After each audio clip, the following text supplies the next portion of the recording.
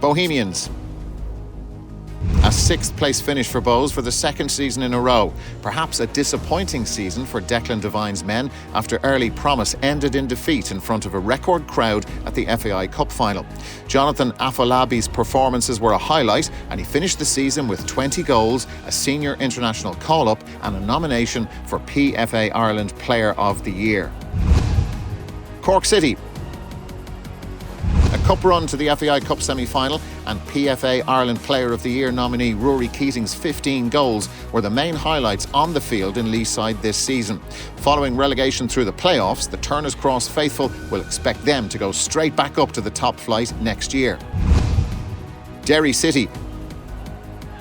A second-place finish in European football is a very satisfactory season for Rory Higgins' men. As the league's best defence, having only conceded 24 goals in 36 league games, the Candy Stripes were built on solid foundations. They may want more firepower to realise their ambitions of taking the title away from Shamrock Rovers. Jordan McAniff was their top scorer in the league with 8 goals.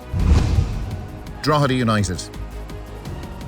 Tipped for relegation at the start of the season, their survival never looked in doubt, and Kevin Doherty and his players deserve huge credit as one of only 2 part-time teams in the top flight this year. New investment and a potential move to a full-time setup may lead to United having greater impact in the top half of the table.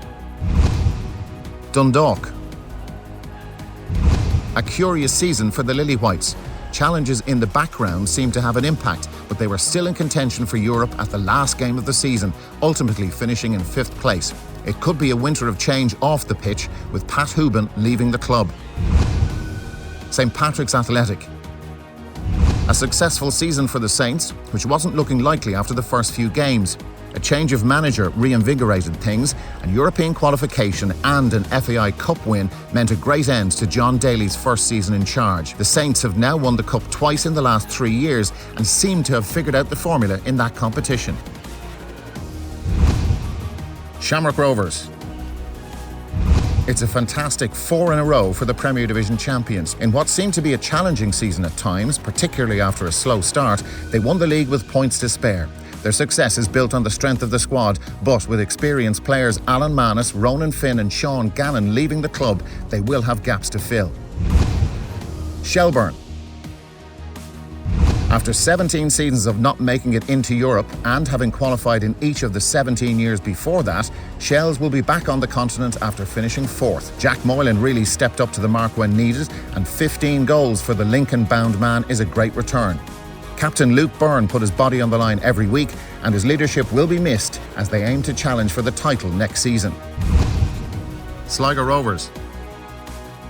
An 8th place finish for Rovers will no doubt be disappointing. A couple of key signings didn't work out for John Russell, and he'll be looking to rebuild ahead of next season. The loss of Max Mata and Luke McNicholas and last season's top scorer Aidan Keena made things more challenging as well. UCD. The students will be returning to the First Division after winning 11 points and conceding 96 goals. It will always be a challenge to be competitive in the Premier Division with young part-time players up against full-time setups. The signing of Ronan Finn will bring a level of experience to the dressing room that will serve them well in the First Division.